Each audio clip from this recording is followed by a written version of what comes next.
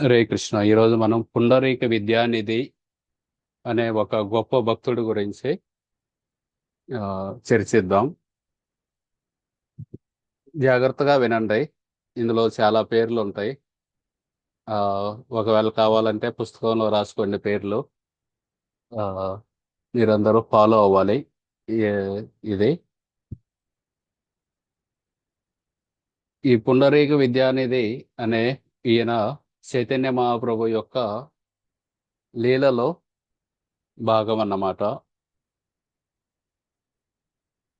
Okay, మనం గౌరవ పూర్ణిమ అప్పుడు చైతన్య మహాప్రభు గురించి కొన్ని క్లాసులు విన్నాం. మీలో ఎవరైనా చెప్పగలరా చైతన్య మహాప్రభు ఎవరో?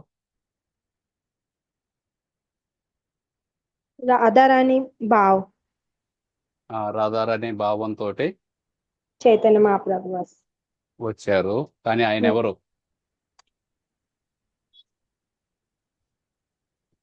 ఎవరు ఎవరు రాధారాణి భావంతో చైతన్య మహాప్రభులు కృష్ణుడు అవతరించారు? కృష్ణుడు కృష్ణుడు వెరీ గుడ్. సాక్షాత్ కృష్ణుడు. కృష్ణుడే అవతరించారన్నమాట ఈ కలియుగంలో. ఆయన చైతన్య మహాప్రభు యొక్క రూపంలో రాధారాణి యొక్క భావముతోటి అవతరించారన్నమాట, ఒక భక్తుడి లాగా.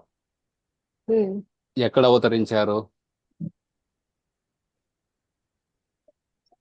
ఎక్కడ ఆవిర్భవించారు ఆయన? గోవాలోనా లేకపోతే ఆస్ట్రేలియాలోనా? బెంగాల్ ప్రభుజీ. బెంగాల్లో ఎక్కడ? మథుర.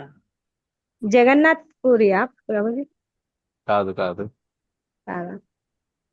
అది బెంగాల్ కరెక్ట్ ఆన్సరు. కానీ బెంగాల్లో ఎక్కడ? ఇప్పుడు నేను అడిగాను అనుకోండి. మియాపూర్. ఇది మాయాపూర్ దగ్గర మాయాపూర్ ప్రభుజీ. మాయాపూర్. దగ్గర మియాపూర్ హైదరాబాద్ లో ఉంటుంది. మాయాపూర్ వెస్ట్ బెంగాల్లో నవద్వీపం అన్నమాట. సో మనం ఎన్నిసార్లు మాయాపూర్ యాత్ర వెళ్ళాం చాలా మందిని. ఇప్పుడు అది గుర్తుపెట్టుకోవాలి. మాయాపూర్ లో ఆవిర్భవించారు. అదే యోగపీఠం అంటారు అనమాట. ఒక వేప చెట్టు కింద ఆయన జన్మించారు, అందుకే అతన్ని నిమాయి అంటారు. సో ఎవరెవరైతే కృష్ణుడి లీలలో ఉన్నారో వాళ్ళందరూ కూడా చైతన్య మహాప్రభు లీలలో ఉంటారన్నమాట. కృష్ణుడి లీలలో బలరాముడు ఉన్నారు. మరి చైతన్య మహాప్రభు లీల అంటే గౌరలీల అంటారు. గౌరలీల. చైతన్య మహాప్రభు ఇంకో పేరు గౌరంగ. ఆయన బాగా మరగబెట్టిన బంగారం వర్ణములో ఉంటారు అనమాట, రంగులో ఉంటారు.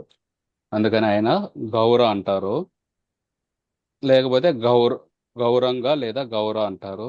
ఆ గౌరలీలలో బలరాముడు ఎవరు? నిత్యానంద. వెరీ గుడ్, నిత్యానంద ప్రభు బలరాముడు అనమాట, కృష్ణుడి లీలలో ఉన్న. సరే, రాధారాణి ఉన్నారు. రాధారాణి కృష్ణుడి లీలలో ఉన్నారు.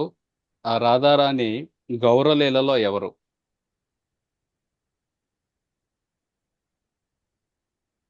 కృష్ణుడే చైతన్య మహాప్రభు. ఆయన ఒట్టి భావంతో కృష్ణుడు చైతన్య మహాప్రభులా వచ్చారు. రాధారాణి ఎవరిలా వచ్చారు? నితాయ్. నితాయ్ బలరాముడు కదా. బలరామ్. ఓకే. చెప్పండి. Very good. కనక గోపి మాతాజీ చాలా చక్కగా చెప్పారు. గదాధర పండిత్. గదాధర పండిత్ మనం చెబుతాం కదా, జై శ్రీ కృష్ణ చైతన్య ప్రభు నిత్యానంద శ్రీ అద్వైత గదాధర. గదాధర్ అంటే గదాధర పండిత్. ఆయన రాధారాణి అన్నమాట. కృష్ణుడి లీలలో ఆయన రాధారాణి, గౌరలీలలో ఆయన గదాధర పండిత్ రూపంలో వచ్చారన్నమాట. ఆ రాధారాణి యొక్క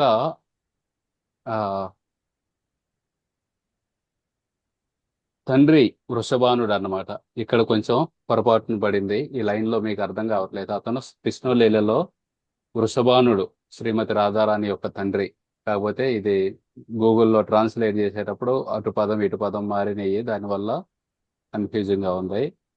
ఈ పుండరీక విద్యానిధి కృష్ణుడి లీలలో రాధారాణి యొక్క తండ్రి అన్నమాట. వృషభానుడు ఆయన పేరు. ఈ పుండరీక విద్యానిధి యొక్క తండ్రి పేరు బాణేశ్వరు. ఈ బాణేశ్వరుడు శ్రీ శివరామ గంగోపాధ్యాయ వంశములో వస్తున్నారన్నమాట.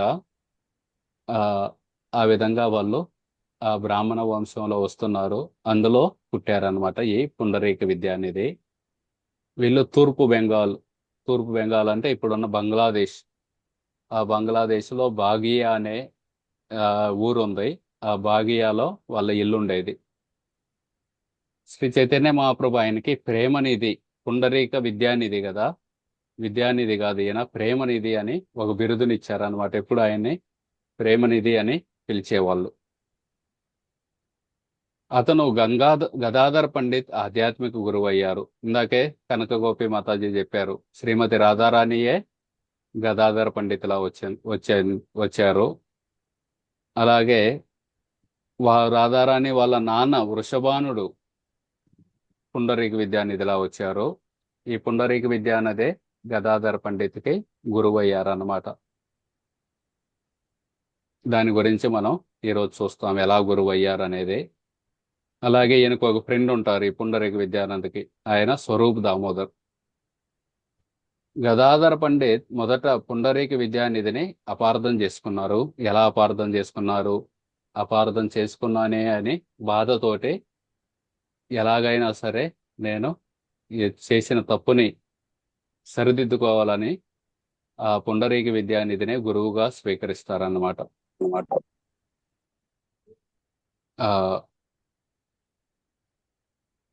ఈ పుండరీక విద్యానిధి మాధవేంద్రపురి యొక్క శిష్యుడు అనమాట. మాధవేంద్రపురికి ఇంకెవరైనా శిష్యులు ఉన్నారా మీకు తెలుసా?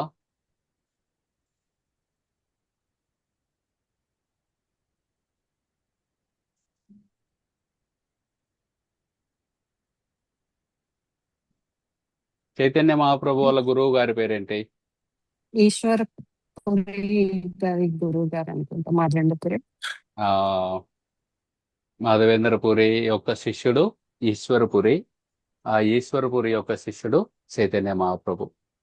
అలాగే ఈ మాధవేంద్రపురి యొక్క శిష్యుడు పుండరీక విద్యానిధి కూడా. సో ఆ విధంగా మాధవేంద్రపురి యొక్క శిష్యుడు అన్నమాట ఈ పుండరీక విద్యానిధి. ఈయన శిష్యుడు, పుండరీక విద్యానిధి శిష్యుడు గదాధర పండిత్. ఈ పుండరీక విద్యానిధి భార్య పేరు రత్నావతి, తండ్రి పేరు బాణేశ్వర అని కొన్ని శాస్త్రాల్లో రాశారు, కొన్ని శాస్త్రాల్లో శుక్లంబర అని రాశారు. ఆయన తల్లి పేరు గంగాదేవి.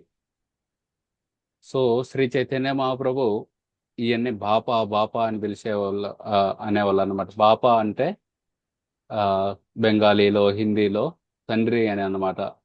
నానా అనేవాళ్ళు అనమాట చైతన్య మహాప్రభు ఈయన్ని. ఈయనకి వృందావనం వెళ్తే ఆడ 64 సమాధులు ఉన్నాయి. 64 సమాధుల్లో ఈ పుండరీక విద్యానిధి సమాధి కూడా ఉందన్నమాట. అయితే చైతన్య మహాప్రభు ఈయన్ని బాపా అనేవాళ్ళు విన్నాం కదా. ఒకసారి ఈ విధంగా పెద్దగా పుండరీక బాపా అంటూ ఉంటారన్నమాట. నేనెప్పుడు నాన్న నిన్నెప్పుడు మీ దర్శనం ఎప్పుడు దొరికింది నాకు అని అంటూ ఉంటే, చైతన్య మహాప్రభు పక్కన ఉన్న భక్తులందరూ పుండరీక అంటే కృష్ణుడు, కానీ విద్యానిధి అంటున్నారు. విద్యానిధి అంటున్నారంటే కృష్ణుడు కాదు, ఇది ఒక గోత్రం పేరు. కాబట్టి ఎవరో ఒక మనిషి గురించి మాట్లాడుతున్నారు చైతన్య మహాప్రభు. ఎవరై ఉంటారు? ఎవరో అయినా కానీ గొప్ప భక్తులై ఉంటారు, లేకపోతే చైతన్య మహాప్రభు ఎందుకు ఆయన స్మరించుకుంటారు అని చెప్పి వాళ్ళు అడుగుతారనమాట. ఎవరండి ఈ పుండరీక విద్యానిధి అని అనగానే చైతన్య మహాప్రభు చెబుతారనమాట, ఆ పుండరీక విద్యానిధి ఎంతో గొప్ప భక్తుడు, ఆయన పేరు వింటేనే ప్రపంచమంతా పవిత్రమవుతుంది అని చెబుతారనమాట. బాహ్యంగా ఆయన భౌతికవాదిలా కనిపిస్తారు, కానీ బయటకు చూస్తే భౌతికవాదిలా కనిపిస్తారు. భౌతికవాది అంటే ఏంది? వాళ్ళు ఈ జన్మ తర్వాత ఇంకో జన్మ ఉందని నమ్మరు, ఆత్మ ఉందని నమ్మరు, భగవంతుడు ఉన్నారని నమ్మరు, బతికినన్నాళ్ళు ఆనందంగా బతకాలి, ఎంజాయ్ చేయాలి, వీళ్ళని భౌతికవాది అంటారనమాట. ఈ పుండరీక విద్య అనేది కూడా బయట నుండి చూస్తే ఓ భౌతికవాదిలా కనిపిస్తాడనమాట.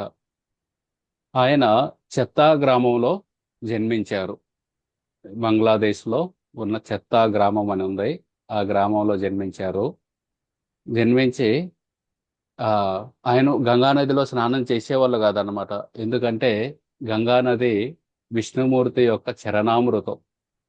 ఎప్పుడైతే వామన దేవుడు త్రివిక్రముడుగా మారి బాగా 2 అడుగులతోటి ఈ విశ్వాన్ని ఛేదించారో, ఆ విశ్వపు పొరలకి కొంచెం చిల్లుబడి కారణ సముద్రంలో నుండి కొంత నీరు ఆ విష్ణుమూర్తి యొక్క పాదాలని కడుగుతూ కిందకు వచ్చిందనమాట. దాన్ని బ్రహ్మదేవుడు తన కమండలంలో పట్టుకున్నారు.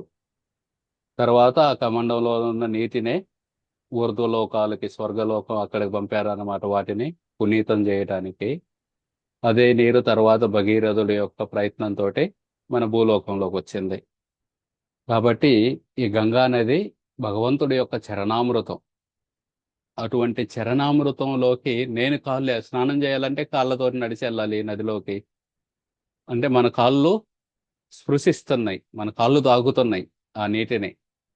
నా కాళ్ళు భగవంతుడి చరణామృతాన్ని ఎలా తాకాలి, కాబట్టి నేను స్నానం చేయను కానీ గంగా నదిని నీటిని తాగుతాను అని అనుకునేవాళ్ళు అనమాట. ఆయన ఎప్పుడు స్నానం చేయలేదు. అలాగే పగటిపూట వెళ్ళేవాళ్ళు కదా గంగా నదికి. ఎందుకంటే పగటిపూట వెళ్తే కొంతమంది స్నానం చేస్తుంటారు, కొంతమంది వాళ్ళు తల స్నానం చేసి జుట్టుని రుద్దుకుంటూ ఉంటారు, కొంతమంది బ్రష్ చేసుకుంటూ ఉంటారు గంగా నదిలో. వాళ్ళు ఆ విధంగా గంగా నదిని అవమానిస్తుంటే ఆయన చూడలేకపోయేవాళ్ళు అన్నమాట. చూడలేక పగలపూట గంగానది దగ్గరికి వెళ్లకుండా రాత్రిపూట వెళ్ళి గంగానది దర్శనం చేసుకొని కొంత నీరు తెచ్చుకొని రోజు పూజ చేసే ముందు ఆ నీటిని తాగేవాళ్ళు అన్నమాట. ఆ విధంగా అంత గొప్ప భక్తుడు ఈ పుండరీక విద్యానిధి.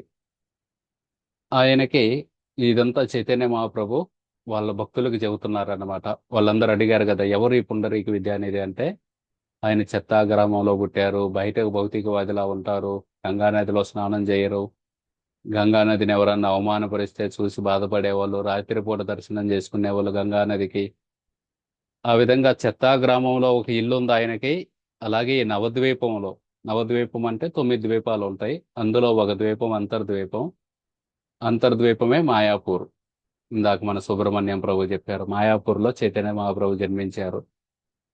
ఆ నవద్వీపాల్లో కూడా మాయాపూర్లో కూడా ఈయనకు ఒక ఇల్లు ఉందన్నమాట, పుండరీక విద్యానిధికి. ఆయన త్వరలోనే ఇక్కడికి వస్తారు అని చెప్పి మీరందరూ కూడా ఆయన దర్శనం అవుతుంది అని చైతన్య మహాప్రభు చెప్పారన్నమాట. చెప్పి ఆ విధంగా చైతన్య మహాప్రభు పుండరీకుడిని నవద్వీపానికి ఆకర్షించారన్నమాట. వాళ్ళకి ఆ శక్తి ఉంటుంది, మీరు ఇక్కడికి రావాలంటే వస్తారు వాళ్ళు. ఆకర్షించగానే ఆయన పుండరీక విద్యానిధి వచ్చారన్నమాట. రావటం ఎలా వచ్చారు, ఎంతో మంది సేవకులు ఆయనకి సేవలో బ్రాహ్మణులు ఉన్నారు కొంతమంది. అలాగే పెద్ద పెద్ద హంగామాతోటి, సరంజామాతోటి అంతా తీసుకొని వచ్చారన్నమాట. అందరూ ఆయన చూసి, చూడు ఈయనకి ఎంత సేవకులు ఉన్నారో, ఏ విధంగా ఎంజాయ్ చేస్తున్నాడు, ఈ పెద్ద భౌతికవాది అని అనుకున్నారనమాట. భౌతికవాదులు అంటే ఫుల్ ఎంజాయ్మెంట్, జీవితం ఉన్నదే దానికోసం. ఇకన వచ్చే జన్మ ఎవరు చూశారు, ఇప్పుడున్న అన్నాళ్ళు హ్యాపీగా బతకాలి. సో ఈయన యొక్క బాహ్యంగా ఈయన చూస్తే వాళ్ళందరికీ అలా ఆయన వేసుకున్న బట్టలు కానీ, ఆయన బతికే జీవన శైలి అవన్నీ చూసి జనాలకు అలా అనిపించింది అనమాట. ముకుందుడు మాత్రమే అతన్ని గుర్తించారనమాట. ముకుందుడని చైతన్య మహాప్రభు యొక్క ఒక అనుచరుడు అనమాట.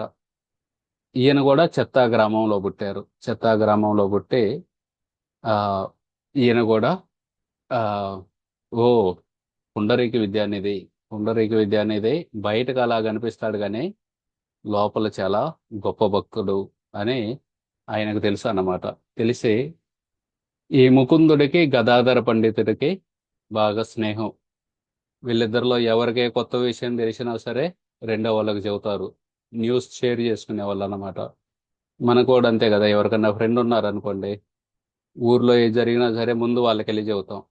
ఆ ఆ విధంగా వాళ్ళిద్దరికి మంచి సాన్నిహిత్యం ఉండి ఆ ఆ ముకుందుడు ఆయనకి తెలిసింది న్యూస్, పుండరీక విద్యానిధి నవద్వీపానికి వచ్చారని చెప్పి వెంటనే గదాధర్ పండిత్ దగ్గరికి వెళ్ళి చెప్పారనమాట. ఇవాళ మన ఊరికి ఒక గొప్ప భక్తుడు వచ్చారు. ఆయన పేరు పుండరీక విద్యానిధి. చాలా పెద్ద వైష్ణవుడు. మీరు ఆయన్ని చూడాలనుకుంటున్నారా? చూడాలనుకుంటే చెప్పండి, ఇద్దరం కలిసి వెళ్దాం అని చెప్పగానే ఆ గదాధరుడు, ఆయన గొప్ప వైష్ణవుడు, ఇంకో గొప్ప వైష్ణవుడు వస్తే చూడకుండా ఎందుకు ఉంటాం, తప్పకుండా వెళ్ళి కలుద్దామని చెప్పి ఇద్దరు బయలుదేరారు అన్నమాట. ముకుంద గదాధరుడు, ముకుందుడు గదాధరుడు ఇద్దరు బయలుదేరి వెళ్ళారన్నమాట. ఆ పుండరీక విద్యానిధిని చూద్దామని చెప్పి వాళ్ళ ఇంటికి వెళ్ళారు. పుండరీక విద్యానిధి వాళ్ళ ఇంటికి, అదే ఊర్లో. వెళ్ళగానే గదాధర పండితుడు ఆయనకి ఆ గొప్ప వైష్ణవుడు అని చెప్పారు కదా, వెంటనే ఆయనకి ప్రణామాలు చేశారనమాట. సాష్టాంగ ప్రణామం చేశారో మరి ఏదన్నా కానీ ప్రణామం చేశారు.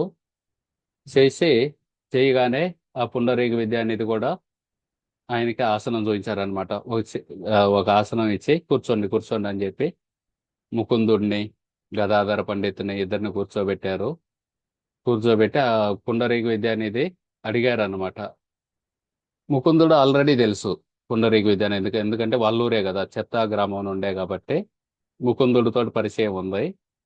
గదాధర పండితుడిని మొట్టమొదటిసారి కలిశారు కాబట్టి పరిచయం లేదు. అడిగారన్నమాట ముకుందుడిని, ఈయన ఎవరు, ఈ అబ్బాయి ఎవరు, ఎక్కడ నివసిస్తాడు అనగానే గదాధరుడు చెబుతారన్నమాట. అలాగే విష్ణువుపై గల భక్తి కారణంగా అతని శరీరం తేజోవంతంగా వెలుగుతుంది. సో ఎవరికైనా సరే విష్ణుమూర్తి మీద బాగా భక్తి ఉంటే వాళ్ళలో తేజస్సు కూడా ఉంటుంది. అతని రూపం స్వభావం ఎంతో మనోహరంగా ఉన్నాయి. ఎవరండి ఈ అబ్బాయి, ఎక్కడ ఉంటాడు అని ఈ పుండరీక విద్యానిధి ముకుందుణ్ణి అడిగారన్నమాట. అడగగానే ముకుందుడు చెప్పారనమాట, ఈయన మా స్నేహితుడే గదాధర పండిత్, ఈయన పేరు మాధవ మిశ్రా అని ఒక గొప్ప వైష్ణవుడు ఉన్నాడు. ఆ మాధవ మిశ్రా వాళ్ళ అబ్బాయి ఈ గదాధర పండిత్. చిన్నప్పటి నుండే వైరాగ్య జీవితాన్ని తీసుకొని ఉన్నాడు. ఈయనకి ఎటువంటి ఎంజాయ్మెంట్ చేయాలి ఇదేనే కోరికలు లేవు అని చెబుతారనమాట.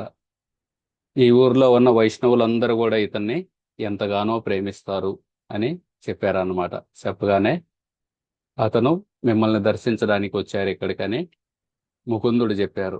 ముకుందుడు చెప్పగానే ఆ విద్యానిధి సరే అని చెప్పి విన్నారన్నమాట. విని గదాధర పండిత్ చూస్తూ ఉన్నారన్నమాట.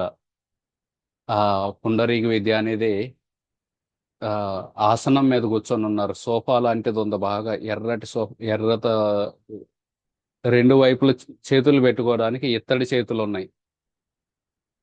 ఇంకా తలపైన 3 చిన్న చిన్న ఇవి భగవంతుడి మీద పెడతాం కదా మనం, కనోపి అంటారు, చిన్న దాన్ని ఏమంటాం, గోపురం లాంటిది ఎలాడదీసి ఉంటాయి. సో అవి ఉన్నాయి ఆ పుండరీక విద్యానిధి మీద. పక్కనే ఒక మంచం వేసి ఉంది. ఆ మంచం మీద పట్టు వస్త్రం కప్పి ఉంది. చుట్టూతో దిండ్లు పెట్టి ఉన్నాయి. ఇంకా ఒక 7-8 నీటి పాత్రలు ఉన్నాయి. అవన్నీ కూడా రాగివి, ఇత్తడివి. తర్వాత ఒక పళ్ళెం ఉంది. ఆ పళ్ళెంలో ఇవి ఉన్నాయి అన్నమాట, కిల్లీలు పెట్టి ఉన్నాయి. ఒక ఇత్తడి పాత్రలో కిల్లీలు ఆల్రెడీ తయారు చేసి పెట్టి, ఇంకా ఆయన కిల్లీ నవ్వులుతూ ఉన్నారన్నమాట పుండరీక విద్యానిధి. ఆ కిల్లి నవిలి ఊయాలి కదా, ఊయటానికి అటొకటి ఇటొకటి ఇత్తడి పాత్రలు పెట్టి ఉన్నాయి. ఇంకొక 2 వ్యక్తులు వెనకాల నెమలికలతోటి చేసిన ఫ్యాన్ తోటి, ఆ పంకాతోటి ఇసురుతూ ఉన్నారు.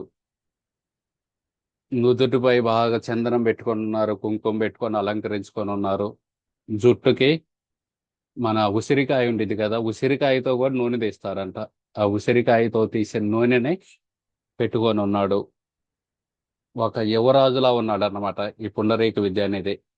యువరాజులా ఉండి ముందు ఒక పల్లకి ఉంది. ఎప్పుడు కావాలంటే అప్పుడు నలుగురు మోసుకొని వెళ్ళడానికి రెడీగా ఉన్నారు.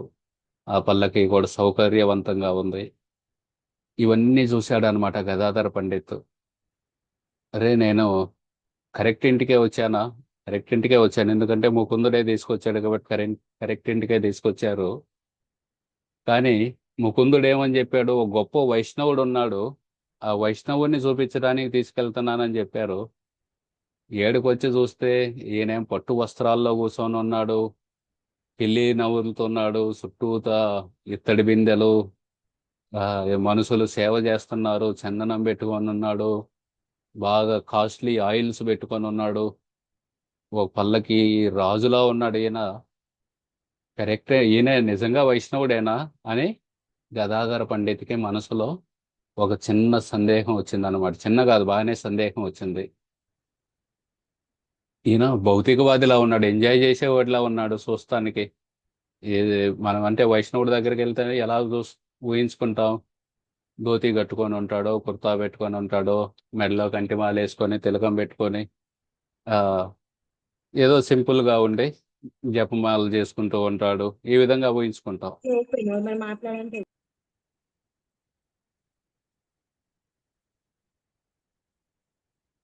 ఆ విధంగా ఊహించుకుంటాం. కానీ ఈయన ఉసిరికాయ నూనె పెట్టుకొని కిల్లీలు నవ్వులుతూ ఈ విధంగా పట్టు వస్త్రాలు, మంచాలు, దిండ్లు ఇవన్నీ చూసి ఒకసారిగా గదాధర పండిత్ కనిపించింది అనమాట.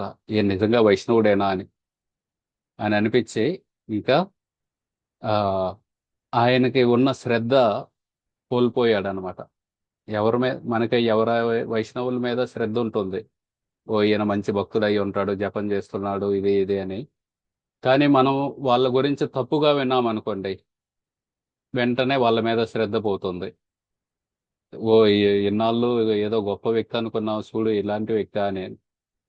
లేకపోతే మనం చూసినా సరే, ఇప్పుడు గదాధర పండిత్ చూశారన్నమాట, ఈ విధమైన సౌకర్యవంతమైన జీవితం ఇవన్నీ చూసి ఆయనకి విశ్వాసం పోయింది, ఈయన గొప్ప వైష్ణవుడు అయి ఉండొచ్చు అని, అయి ఉండకపోవచ్చు అని. వెంటనే ముకుందుడికి అర్థమైంది అన్నమాట, ఈయన ఏమనుకుంటున్నాడో మనసులో అని అనుకొని, వెంటనే ముకుందుడు దీన్ని కరెక్ట్ చేయాలి, ఈ పుండరీక విద్యానిధి యొక్క గొప్ప భక్తిని ఈ గదాధర పండితుకి నేను చూపించాలి ఇప్పుడు అని చెప్పి, ఆయన శ్రీమద్ భాగవతంలోని ఒక శ్లోకం ఉంటుందన్నమాట. హోబకీయం స్తనకాలకూటం జిగాంసయాపాపయపి అసాధ్వి లేబే గతిర్దాత్రిముచితం తతోన్యం కంవా దయాళం శరణం వ్రజేమ అని భాగవతంలోనే ఆ శ్లోకాన్ని చదివాడు అనమాట ముకుందుడు. ఈ శ్లోకం ఏం చెబుతుందంటే, ఆ పూతన తన స్థనాలకి విషాన్ని పూసుకొని వచ్చి కృష్ణుణ్ణి చంపాలని ప్రయత్నిస్తే, లేబే గతి దాత్రి, ఆమెని దాత్రి అంటే ఆయా పొజిషన్ ఇచ్చారన్నమాట, ఆయా పదవి. ఆధ్యాత్మిక జగత్తులో ఆమెకు ముక్తిని కలిగించి యశోదామాతకి ఆ సేవకురాలుగా నియమించారు కృష్ణుడు. ఎందుకంటే ఆమెకి తల్లిలా పాలిచ్చే గుణం ఉంది కాబట్టి ఈమెను తల్లిని చేస్తాను అని చెప్పి ఆధ్యాత్మిక జగత్తులో ఆమెకి తల్లిని చేశారు. తనని చంపడానికి వచ్చిన వాళ్ళకు కూడా అంత గొప్ప పదవి ఇస్తున్నారు. ఇంతకంటే దయగలిగిన వ్యక్తి ఇంకెవరైనా ఉంటారా, ఇంకెవరి శరణం తీసుకోవాలి నేను అని అన్నమాట ఆ శ్లోకం. ఈ శ్లోకాన్ని ముకుందుడు పాడాడు అనమాట. పాడగానే అప్పుడు దాకా కిల్లి నవ్వులతో అద్దంలో చూసుకుంటున్నాడు ఆ పుండరీక విద్యానిధి. ఎప్పుడైతే కృష్ణుడి యొక్క దయ గురించి, పోతనని ఎలా ఉద్ధరించాడో అనే దాని గురించి విన్నాడో, ఒక్కసారిగా ఆ పుండరీక విద్యానిధి ఏడవడం మొదలు పెట్టారనమాట. ఏడవడం మొదలుపెట్టి ఆయన శరీరం మీద ఉన్న ఎంట్రుకలు అన్నీ నిక్కబొడుచుకున్నాయి, కళ్ళమ్మ నీళ్లు వస్తున్నాయి, శరీరం వణుకసాగింది, గద్గదమైంది గొంతు, గద్గదమై ఇక ఒక్కసారిగా ఆ కింద పడిపోయాడు. చెమటలు పడుతున్నాయి, కింద పడిపోయి ఇవన్నీ భావ లక్షణాలు అన్నమాట. భావ స్థాయికి వెళ్తే ఈ లక్షణాలన్నీ ఎవరైతే భక్తి చేస్తారో, మనం చేస్తున్నది సాధనా భక్తి అంటారు. మనం ఇటువంటివి వచ్చినాయి అని అనుకరించకూడదు ఎప్పుడు కూడా. మనకి కళ్ళమ్మ నీళ్ళు వచ్చినట్లు అవన్నీ మనం చేయకూడదు. భావస్థాయికి వెళ్ళినప్పుడు ఇవి ఆటోమేటిక్గా వస్తాయి. వాళ్ళు కూడా వీటిని అందరి ముందు బయట పెట్టరు.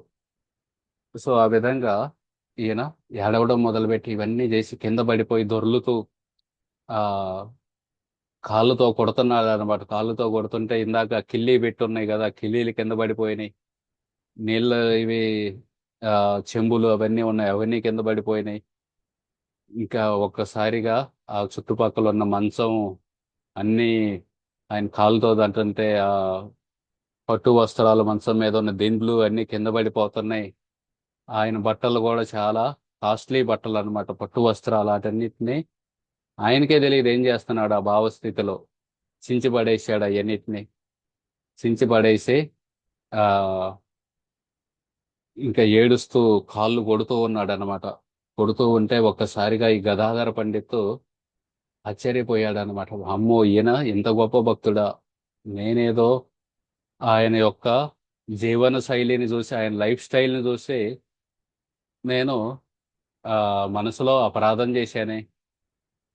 యాక్చువల్గా ఆయన అలాంటి వ్యక్తి కాదే, చాలా గొప్ప భక్తుడు. ఒక్క శ్లోకం విని భాగవతంలోని ఆయనలో ఈ రకంగా భావ లక్షణాలు కనిపిస్తున్నాయి అంటే ఎంత గొప్ప భక్తుడు అయి ఉండాలి అని చెప్పి గదాధర పండితుకి అపరాధ భావన కలుగుతుందన్నమాట. అయ్యో, నేను అపరాధం చేశానే.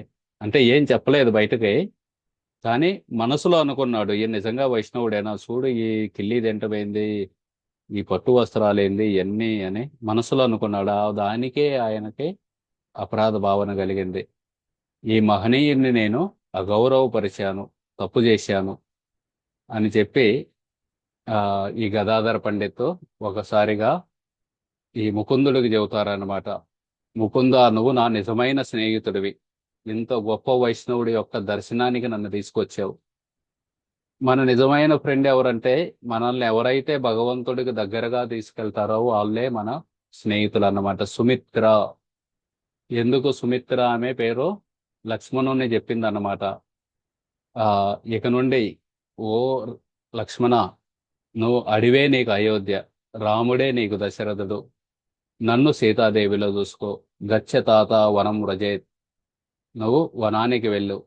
ఆ మాం విద్య జనకాత్మజ, నన్ను సీతాదేవిలో చూసుకో. ఆ విధంగా ఏ తల్లి అయితే వాళ్ళ పిల్లల్ని భగవంతుడి సేవలో వినియోగిస్తుందో ఆమె నిజమైన స్నేహితురాలు.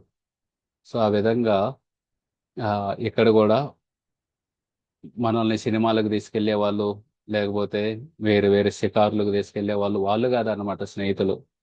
ఎవరైతే మనల్ని భగవంతుడికి దగ్గరకు తీసుకెళ్తున్నారో వాళ్ళే నిజమైన స్నేహితులు. అందుకే గదాధర పండిత్ చెబుతున్నారు అనమాట, నువ్వు నాకు నిజమైన స్నేహితుడు, ఎందుకంటే ఇంత గొప్ప వైష్ణవుని పరిచయం చేశావు. లేకపోతే ఈ పుండరీక విద్యార్థినిధిని ఒక శ్లోకం వినే ఆయన ఈ విధంగా భావ లక్షణాలు చూపిస్తున్నాడే, అంత గొప్ప వైష్ణవుని చూసే అవకాశం నాకు దొరికేది కాదు నువ్వు లేకపోతే. నువ్వు నాతో ఉన్నందువల్ల పెద్ద ప్రమాదాన్ని తప్పించుకున్నాను. ఒకవేళ నేను ఒక్కనే వచ్చి చూసి వెళ్ళినా సరే మనసులో అనుకునేవాడిని, ఓ భౌతికవాదిని చూశాను, చీచి ఈయన ద్వారా ఈయన దగ్గర ఉంటే నాకు కూడా ఇలాంటి కోరికలు ఉంటాయి, నేను కూడా ఎంజాయ్ చేయాలనుకొని అని మనసులో అపరాధం చేసుకొని వెళ్ళేవాడిని. కానీ నువ్వు నా దగ్గర ఉండటం వల్ల ఆయన గొప్పతనాన్ని చూయించావు నువ్వు అని చెప్పి గదాధర పండిత్, ఈయన అన్నమాట పుండరీక విద్య అనేది గదాధర పండిత్ చెబుతారన్నమాట. చెప్పి ఆయనకి చెబుతారు ఈ ముకుందుడికి, నేను చేసిన తప్పుకి నేను ఈయన్ని గురువుగా స్వీకరించాలనుకుంటున్నాను అని చెబుతారన్నమాట. ఆ తర్వాత ఒక 3 గంటల సేపు, ఒక 3 గంటల పాటు ఆయన స్పృహ కోల్పోయి ఉంటారు పుండరీక విద్య అనేది. ఎందుకంటే కృష్ణుడి యొక్క దయ గురించి పూతనను ఎలా ఉద్ధరించారని విన్నారు కదా, దానికి భావంలో వచ్చి 3 గంటల తర్వాత ఆయన స్పృహలోకి వస్తారు. స్పృహలోకి వచ్చి అప్పుడు ముకుందుడు చెబుతారనమాట, ఈయన గదాధర పండిత్, మీ గురించి మనసులో తప్పుగా అనుకున్నారు, మీరు భౌతికవాది అని అనుకున్నారు, మెటీరియలిస్ట్ అనుకున్నారు, కానీ మీ యొక్క గొప్పతనం ఆయనకి ఇప్పుడు తెలిసింది. ఆయన మనసులో అపరాధం చేశారు కాబట్టి దాన్ని సరిదిద్దుకోవటానికి మిమ్మల్ని గురువుగా స్వీకరించాలనుకుంటున్నారు అని చెప్పగానే పుండరీక విద్య అనేది వెంటనే చెబుతారనమాట, ఇంత గొప్ప వైష్ణవుడు నాకు శిష్యుడిగా రావటం నా అదృష్టం, నేను తప్పకుండా దీక్షిస్తాను. ఈయనకి ద్వాదశి రోజు మంచి ముహూర్తం ఉంది, ద్వాదశి రోజు ఆయనకి నేను దీక్ష ఇస్తాను అని చెప్పి చెబుతారనమాట. ఆ విధంగా ద్వాదశి రోజు ఈ గదాధర పండిత్ ఆయనకి గదాధర పండితుకి ఈ పుండరీక విద్య అనేది మంత్రాన్ని ఇస్తారనమాట. మంత్రాన్ని ఇచ్చి ఆయన్ని శిష్యుడిగా స్వీకరిస్తారు. ఆ విధంగా మనం ఎప్పుడు కూడా ఒక వ్యక్తిని వాళ్ళు బయట చూసి మనం వాళ్ళ మీద ఒక నిర్ణయానికి రాకూడదన్నమాట. ఓ ఈమె ఈ రకంగా బతుకుతుంది, ఈ రకం అంటే ఈమె ఇలాంటిది అయి ఉండిద్ది అని మనం అనుకోకూడదు. లేకపోతే ఎవరన్నా కాషాయ బట్టలు వేసుకున్నారనుకోండి, కాషాయ బట్టలు వేసుకున్నాడంటే తప్పకుండా సాధువు అయి ఉంటాడు అని మనం అనుకోకూడదు. పైకి కాషాయ బట్టలు ఉంటాయి, లోపల ఆ ఆకర్షణలు ఉంటాయి. ఇప్పుడు ఇటు చూడండి, లీచి పైకి ఎర్రటి బట్టలు వేసుకుంది, కానీ లోపల తెల్ల బట్ట. అంటే జనరల్గా మన వైదిక సంస్కృతిలో కాషాయం అనేది వైరాగ్యానికి ఒక ఆ ప్రాతినిధ్యం వహిస్తుంది అన్నమాట. సో బయట కాషాయం, నేను వైరాగిని, కానీ లోపల అనేకమైన ఆసక్తులు ఉంటాయి. కానీ నిజమైన సాధువు అంటే బయట కాషాయం ఉండాలి క్యారెట్ లాగా, లోపల కూడా కాషాయం ఉండాలి. అంటే బయటకి వైరాగ్యానికి సంబంధించిన బట్టలు వేసుకోవాలి, లోపల కూడా వైరాగ్యం కలిగి ఉండాలి. అంతేగాని బయట వైరాగ్యమైన బట్టలు వేసుకొని లోపల ఆసక్తులు కలిగి ఉంచకూడదు అనమాట. కానీ కొంతమంది బయట తెల్ల బట్టలు వేసుకొని ఉండొచ్చు, తెల్ల బట్టలు అంటే గృహస్థులని, కానీ లోపల సాఫ్రాన్, లోపల పూర్తిగా వైరాగ్యం కలిగి ఉంటుంది. ఎలాగైతే ఈ పుండరీక విద్య అనేది బయటకు చూస్తే పట్టు వస్త్రాలు అవి ఇవి వేసుకొని ఉన్నాడు, కానీ లోపల ఎంత గొప్ప భక్తుడు. సో కాబట్టి మనం ఎవరిని కూడా పైన చూసి నిర్ణయించకూడదు అన్నమాట. వాళ్ళు ఎలాంటి వాళ్ళు అయి ఉంటారు, వాళ్ళు అలాంటి వాళ్ళు ఉంటారని వాళ్ళతో కొన్ని రోజులు గడిపి వాళ్ళ అప్పుడు కూడా మనం ఎవరో నిర్ణయించడానికి ఒకరి గురించి, మన జీవితం ఏందో మనం చూసుకుంటే చాలన్నమాట. వాళ్ళు అలాంటి వాళ్ళు, వీళ్ళు ఎలాంటి వాళ్ళు అని మనం నిర్ణయించాల్సిన అవసరం లేదు. సో ఆ విధంగా ఈ పుండరీక విద్య అనేదికి పైన చూసి గదాధర పండితు మనసులో అపరాధం చేశారన్నమాట. ఎలాగైతే పూతనాని పైన చూసి వ్రజవాసులందరూ మంచిది అనుకున్నారు. లక్ష్మీదేవి ఉంది, చేతిలో తామర పువ్వు కూడా ఉంది, ఇంత అందమైన అమ్మాయి మన ఊరే రాలేదు ఎప్పుడు, కానీ లోపలేంది రాక్షసి. సో ఆ విధంగా ఎప్పుడు మనం అపరాధం చేయకూడదు. రెండవది వైష్ణవ అపరాధం చేయకూడదు, మనసులో కూడా అపరాధం చేయకూడదు. ఇక పైకి మాటలతోటి చేయటం ఏంది, నువ్వు అలాంటి దానివి, నువ్వు ఇలాంటి దానివి అని తిట్టడం, లేకపోతే వేరే వాళ్ళకి చెప్పటం, అది దాని సంగతి, అది దూరం. మనసులో కూడా అనుకోకూడదు అన్నమాట ఒక వైష్ణవుడు గురించి, వైష్ణవురాలి గురించి చెడుగా. తర్వాత ఇంకొక లీల ఉంది ఈ పుండరీక విద్య అనేది గురించి. ఈ పుండరీక విద్య అనేది ఇప్పుడు మనకి జగన్నాథపురి రథయాత్ర కూడా వస్తుంది జూలై 16న. ఈయన జగన్నాథపురి వెళ్ళారన్నమాట. జగన్నాథపురి వెళ్ళి అక్కడ రథయాత్ర వరకు ఉన్నారు. రథయాత్ర తర్వాత బెంగాల్ నుండి వచ్చిన వైష్ణవులందరూ తిరిగి వెళ్ళిపోయారు. కానీ పుండరీక విద్య అనేది కొన్ని రోజులు అక్కడే ఉండిపోయారు. ఎందుకంటే స్వరూప్ దామోదర్ అని చైతన్య మహాప్రభు యొక్క ప్రధానమైన అనుచరుడు. ఆయన ఈ పుండరీక విద్య అనేదికి మంచి స్నేహితులు అన్నమాట. అయితే వాళ్ళిద్దరు ఆయన పూరిలోనే ఉన్నారు కొన్ని రోజులు. అప్పుడు ఓడను షష్ఠి అని ఒక పండగ వచ్చింది. ఓడను షష్ఠి అనేది చలికాలం ప్రారంభమయ్యే ముందు వచ్చింది అన్నమాట. చలికాలం ప్రారంభమయ్యే ముందు వచ్చింది. అప్పుడు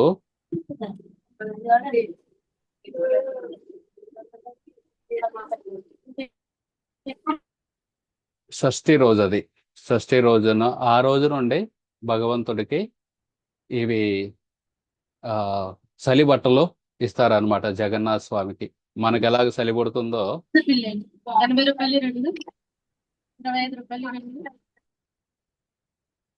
మనకు ఎలా చలి పుడుతుందో భగవంతుడు కూడా ఒక వ్యక్తి, ఆయనకి చలి పుడుతుంది కాబట్టి ఈ చలి బట్టలు ఇస్తారు ఆ రోజు నుండి శివరాత్రి దాకా. శివరాత్రి. హరే కృష్ణ పూర్ణేశ్వర్ నితాయి ప్రభు. ఓకే. సో ఆ విధంగా చలి బట్టలు ఇస్తారు. అయితే ఆ పూజారి తీసుకొచ్చాడు అనమాట. బయట ఎక్కడో కొనుక్కొని వచ్చాడు. అది కొనుక్కొని వస్తే అందులో ఇది ఉంది. ఆ స్టార్చ్. స్టార్చ్ ఏమంటాం మనం? గంజి గంజి ఆ గట్టిగా స్టిఫ్ గా గంజి పెట్టి ఉన్నాయి. బయట నుండి కొనుక్కొచ్చిన బట్టల్లో గంజి ఉండిద్ది. ఆ నేను ఇక్కడ నా సేవ అన్నమాట ఆశ్రమంలో అందరికి అద్దకం వేయటం. ఈ వాళ్ళు కనుక తెల్ల బట్టలు కొనుక్కొని వచ్చారనుకోండి, వాటిని ఈ విధంగా కాషాయ బట్టలుగా మార్చడం అది నా సేవ. నాకు ఒక సేవ అది. ఒక్కోసారి వాళ్ళు ఈ ఖద్దరు బట్టలు తీసుకొస్తారు బెల్గాం నుండి. అందులో పూర్తిగా గంజి ఉండిద్ది అనమాట. వాటికి డైరెక్ట్ గా అద్దకం వేసామనుకో అవి పూర్తిగా రాదనమాట. అక్కడక్కడ ప్యాచ్లు వస్తాయి. అక్కడక్కడ అతుకులు కొన్ని చోట్ల రంగు అంటుకునేది, కొన్ని చోట్ల అంటుకోదు. అందుకని బాగా ఏడు నెలల్లో 2-3 సార్లు ఉతుకుతాం. ఉతికి ఆ గంజి అంతా తీసేసి తర్వాత అద్దకం వేస్తే అప్పుడు బాగా వచ్చింది యూనిఫామ్ గా. సో ఈ పూజారి ఆ చలి బట్టలు ఏ అయితే భగవంతుడి మీద కప్పడానికి తెచ్చాడనమాట, వాటిలో గంజి ఉంది. ఆ గంజిని తీసే పూజా విధానం ప్రకారం ఆ గంజి తీసి తర్వాత భగవంతుడికి మీద వేయాలన్నమాట. కానీ ఆ పూజారి కొంచెం ఉపేక్షించాడు అనమాట. కొత్తవి కొనుక్కొచ్చాడు, డైరెక్ట్ గా భగవంతుడి మీద పెట్టారు. ఈ పుండరీక విద్య అనేది లైన్ లో ఉన్నారు. లైన్ లో ఉండి ఇదంతా చూస్తున్నాడు అనమాట. ఈ పూజారి చూడు సరిగా సేవ చేయట్లేదు. ఆ గంజి బట్టలు తీసుకొచ్చి ఉతకకుండానే దేవుడికి అర్పిస్తున్నాడు అని మనసులో ఆ పూజారి పట్ల కొంచెం ఆ తప్పుడు భావన కలిగింది అనమాట. ఈ పుండరీక విద్య అనేదికి కలిగింది. కానీ ఎవరికేం చెప్పలేదు. వెళ్ళిపోయాడు. ఆయన గదికి వెళ్ళారు. రాత్రిపూట పడుకున్నారు. పడుకోగానే జగన్నాథ స్వామి బలదేవ స్వామి వచ్చారనమాట అక్కడికి. వాళ్ళిద్దరు నవ్వుతున్నారు. నవ్వుతూ ఈ పుండరీక విద్యానిధిని లేపారనమాట. లేపి ఆయన చెంపల మీద కొట్టడం మొదలు పెట్టారు. మా పూజారినే నువ్వు అవమానిస్తావా? నా పూజారినే నువ్వు పట్ల నీకు నెగిటివ్ ఫీలింగ్స్ వచ్చినాయా అని చెప్పి బాగా కొట్టి ఇక వెళ్ళిపోతారన్నమాట. ఈయనకి కలగన్నానా లేకపోతే నిజమా అని అర్థం కాదన్నమాట. పొద్దున్నే లేచి చూస్తే చెంపలన్నీ బాగా వాసి ఉంటాయి. ఇక మిగతా భక్తుల దగ్గరికి వెళ్ళగానే వాళ్ళందరూ కూడా చెబుతారు, ఈ చెంపలు బాగా వాసి ఉన్నాయి, ఏమైంది ఏమైంది అని చెప్పి వాళ్ళందరికీ అర్థమైంది అన్నమాట. కృష్ణుడు ఈయనతోటి ఒక గొప్ప విశేషమైన లీల చేశారు. ఈయన ఎంత గొప్ప భక్తుడు అయి ఉంటే జగన్నాథ స్వామి బలదేవుడు ఈయన దగ్గరకు వచ్చి కలిశారు అని చెప్పి అందరూ మెచ్చుకుంటారు అనమాట. ఈయన కూడా చాలా సంతోషం కలిగిద్ది. జగన్నాథుడు నా కోసం ఆ వచ్చారు అని చెప్పి. ఆ విధంగా అది ఒక లీల అయిందన్నమాట పుండరీక విద్యానిధితోటి. దీని నుండి కూడా మనం నేర్చుకోవచ్చు. ఎప్పుడు వేరే వాళ్ళని నిందించకూడదు అన్నమాట. వేరే భక్తులని వాళ్ళు చేసే సేవ వాళ్ళు చేస్తున్నారు. మనం ఎవరో నిందించడానికి వాళ్ళని, వాళ్ళు తప్పు చేస్తున్నారు ఇట్లా చేస్తున్నారు అది. సో మన సేవ మనం చేసుకోవటం, వేరే వాళ్ళని వీలైతే ప్రశంసించాలన్నమాట. చూడు ఎంత గొప్ప సేవ చేస్తున్నారు అని వేరే వాళ్ళని ఎప్పుడు ప్రశంసించాలి, కానీ వేరే వాళ్ళని ఎప్పుడు కూడా మనం నిందించకూడదు అనేది ఆ ఈ దీని నుండి మనకి అర్థమైంది.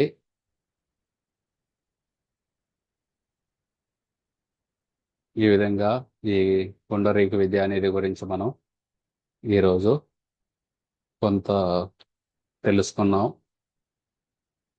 చైతన్య మహాప్రభు యొక్క ఇలా ఎంతో మంది ఆ గొప్ప భక్తులు ఉన్నారన్నమాట చైతన్య లీలలో. వాళ్ళందరిలో ఒకరి గురించి ఈరోజు మనం చదివాము.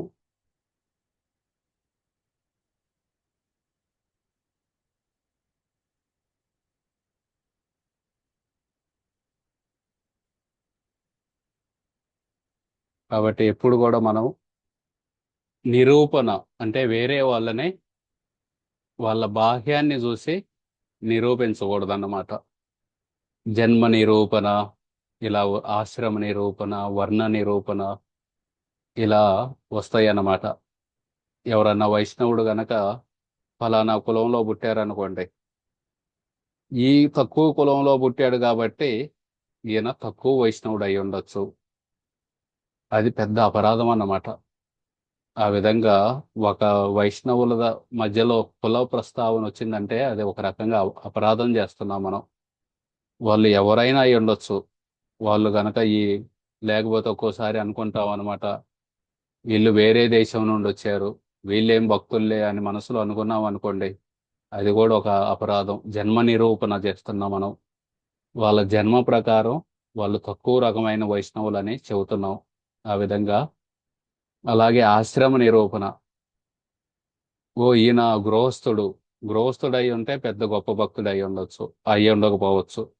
ఈయన చూడు కాషాయ బట్టలు వేసుకున్నాడు అంటే గొప్ప భక్తుడు. ఈ విధంగా చెప్పటం కూడా అపరాధం అన్నమాట. ఒక భక్తి అనేది ఒక ఆశ్రమం మీద ఆధారపడి ఉండదు. వాళ్ళు ఒకళ్ళు గృహస్థుడై ఉండొచ్చు, పెళ్లి చేసుకొని భార్యా బిడ్డలతో ఉండొచ్చు, కానీ ఎంతో గొప్ప భక్తుడై ఉండొచ్చు. ఇంకొకళ్ళు బ్రహ్మచారియో సన్యాసి అయి ఉండొచ్చు, కానీ ఇప్పుడిప్పుడే భక్తిలోకి వచ్చారు, చిన్న చిన్నగా తప్పటడుగులు వేస్తూ నడుస్తూ ఉండొచ్చు, జరగచ్చు ఇవి కూడా.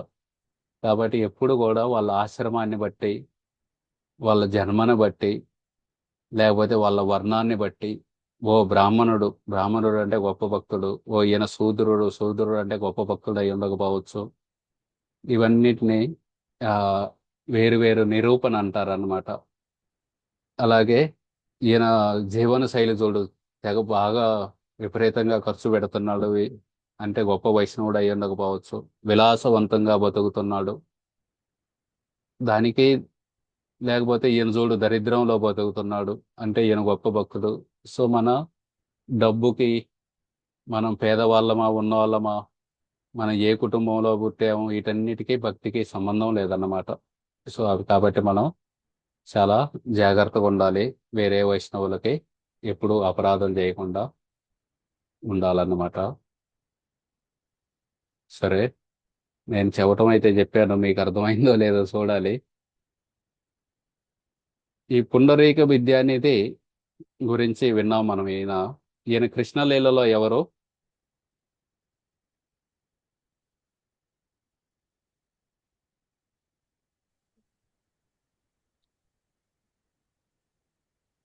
వృషభానుడు. వృషభానుడు ఎవరు? రాధారాణి తండ్రి. రాధారాణి యొక్క తండ్రి.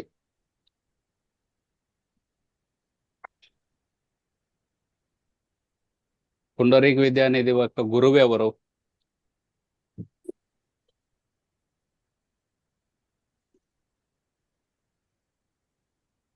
చైతన్య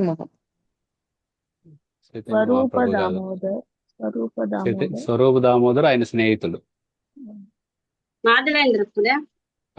మాధవేంద్రపురి. కనకగోపి మాతాజీకి జై. మాధవేంద్రపురి యొక్క శిష్యుడు అన్నమాట ఈ పుండరీక విద్య అనేది. పుండరీక విద్య అనేది శిష్యుడు ఎవరు?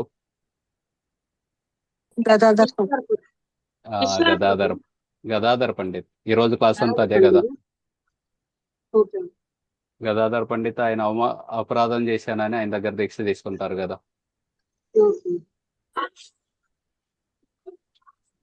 ఈయన గంగా నదిలో ఎందుకు స్నానం చేసేవాళ్ళు కాదు? పవిత్రమైనది కాబట్టి. పవిత్రమైన గంగా నదికి నేను ఎందుకు కాళ్ళు తాగాలి? ఈయన రాత్రిపూట ఎందుకు గంగాదేవిని దర్శనం చేసుకునే వాళ్ళు? ఒకటి అపవిత్రం చేస్తారని బాధతో. బాధ కలిగేది అనమాట ఈయనకి. ఈయన ఏ ఊరు నుండి వచ్చారు?